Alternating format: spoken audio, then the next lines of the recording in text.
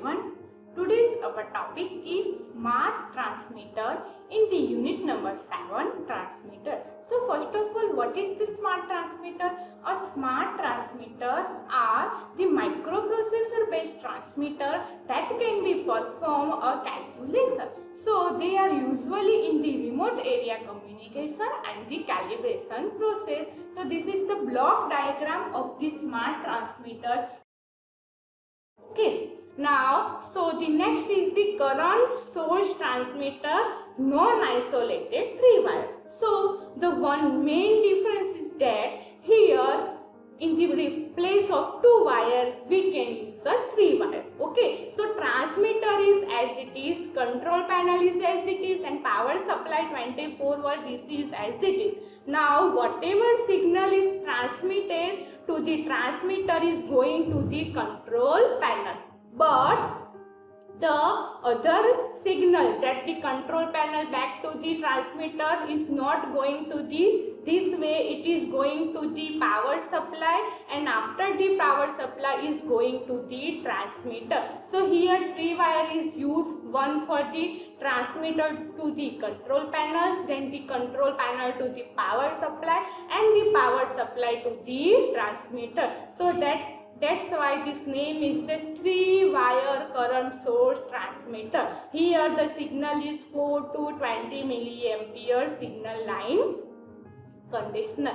Okay, and the supply of the control panel is 0 volt DC to 24 volt DC.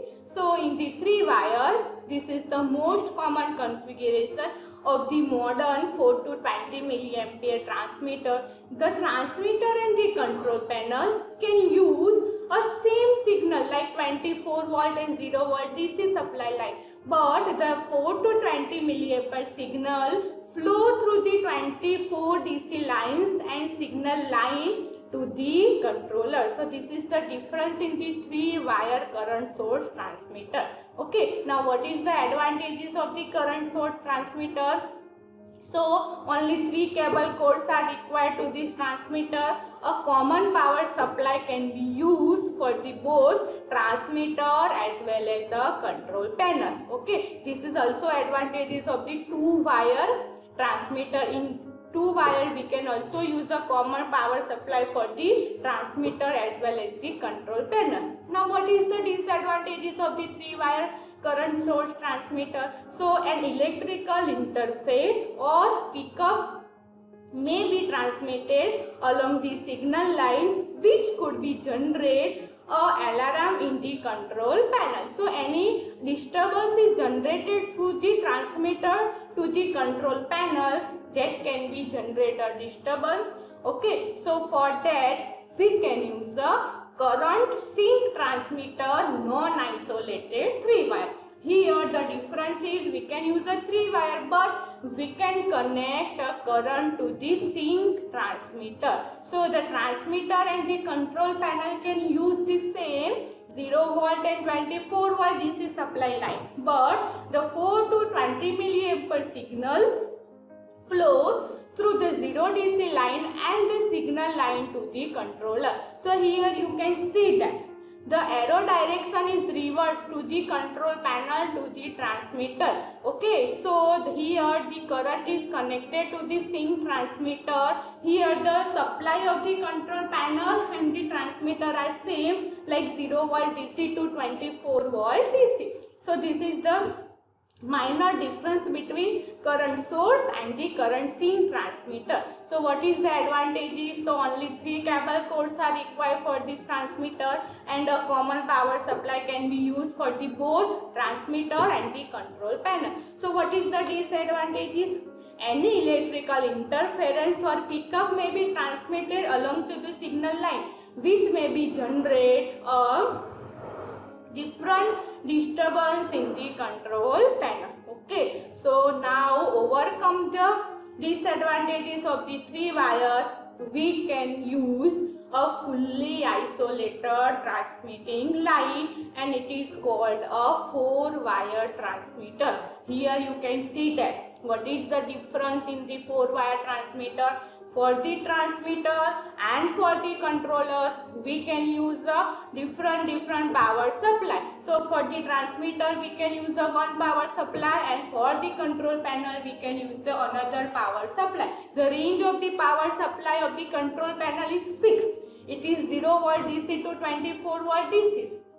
And the range of the transmitter power supply is different. What type of transmitter we can use in the particular system, that type of power supply is connected to the transmitter. Okay, now transmitter and control panel are connected with the fully isolated 4 wire. How it is called a 4 wire? Because 2 wire are connected between the transmitter and the control panel, and other 2 wire are connected with the power supply to the transmitter and to the control panel. Okay. So the transmitter and the control panel use a separate power supply. The 4 to 20 milliampere signal flow through the two separate cable cords between the transmitter and between the control panel. So it is assured that the power to drive the 4 to 20 milliampere loop is derived from the control panel. So it is called a 4 wire transmitter and it is fully isolated. So what is the advantages? Electrical interference on the voltage supply lines will not be transferred to the 4 to 20 milliampere signal lines, because here we can use a different power supply. So it reduces the risk of the disturbance or noise in the signal being received to the controller. Okay, so this is the main advantages of the 4 wire transmitter. Now what is the disadvantages? An additional cable coil is required for the each transmitter compared to the current sink and the source operation. So whenever the problem in the signal disturbance or the noise, that time we can use a fully isolated 4 wire transmitter. But there is no problem in the disturbance or the signal transmitter, that time we can use a 3 wire or the 2 wire transmitting signal. Because in fully isolated 4 wire transmitter, we can use a additional cable core in every system. So the cost of the system is increased and the construction or the mechanism is complicated compared to the 3 wire and the 4 wire, 3 wire and the 2 wire. But if we can surety about the isolation, that time we can compulsory use a 4 wire transmitting signal.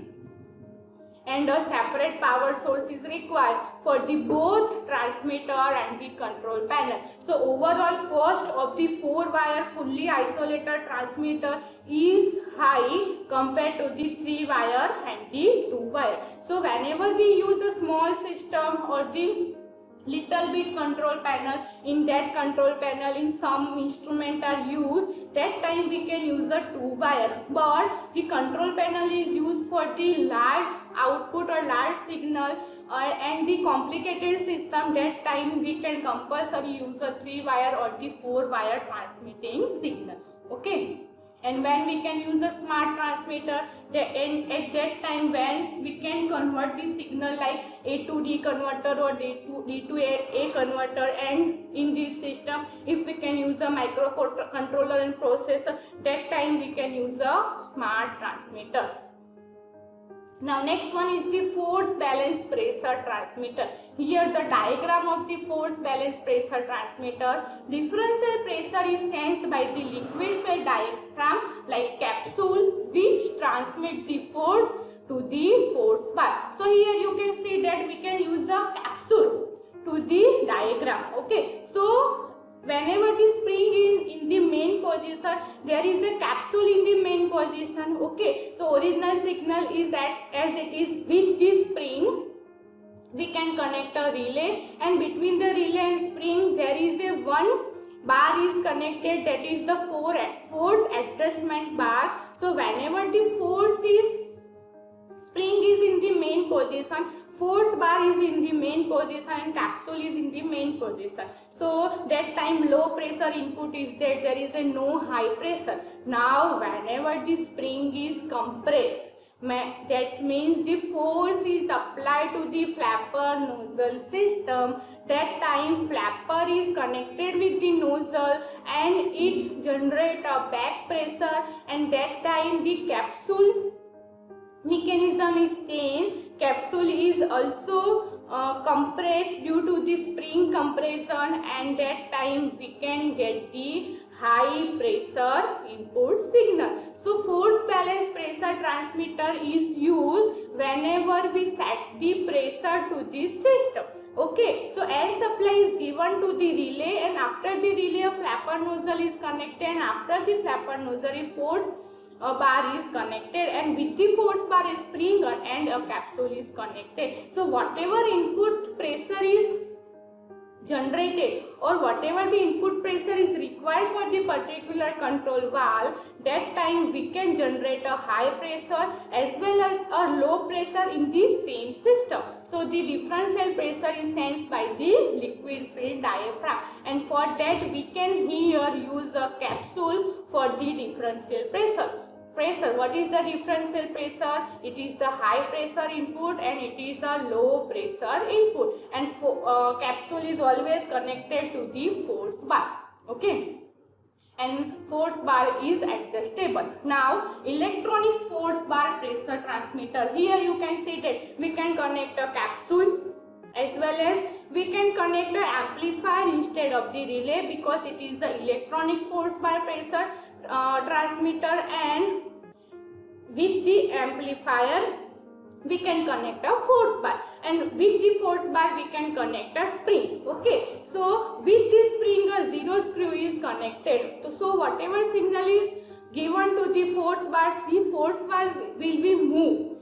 Right now the force bar in the balanced position, whenever the pressure is applied or whenever the amplified signal is changed, the force bar will be moved. So the spring is compressed or released, and depending upon the spring movement, the capsule is compressed and released, and that time we can get the high pressure or the low pressure. Okay, now here you can see that with the amplifier 10 to 15 milliampere output signal is connected, and here one more advantage is zero screw is connected. So if we can get the low pressure signal, but whenever this capsule is released or compressed, we cannot get the particular or proper low pressure input. At that time we can adjust the screw by the zero screw, and we can get the particular range of the input signal. So the differential pressure is sensed by the same type of the liquid filled diaphragm capsule, which is transmit the force bar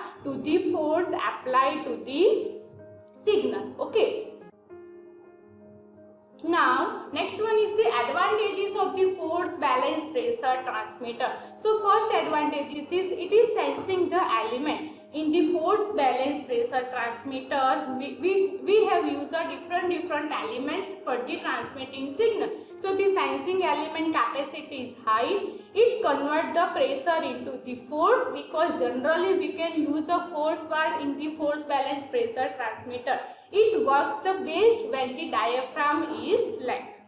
Okay, and less error due to the spring characteristic. That's why we can use a spring in the force balance pressure transmitter. Okay, now what is the disadvantages? As we can use a force bar, spring, capsule in the same mechanism, so it is bulky. They translate the external vibration into the internal force, which add the noise to the output signal, because in the force balance pressure transmitter we can use a mechanical system, so they produce the vibration and we can get the noisy output signal. Now the amount of electric power necessary to provide the adapted balancing force in the electronic force balance transmitter is such that it is nearly impossible to limit the below level the necessary to ensure the intrinsic safety. Now the main disadvantages is the safety. We cannot ensure the intrinsic safety whenever we use a force balance pressure transmitter, because in this we can use a force bar. So whenever the force bar is movement and the high pressure is generated below the high value, that time it provides the we cannot ensure the safety of the system.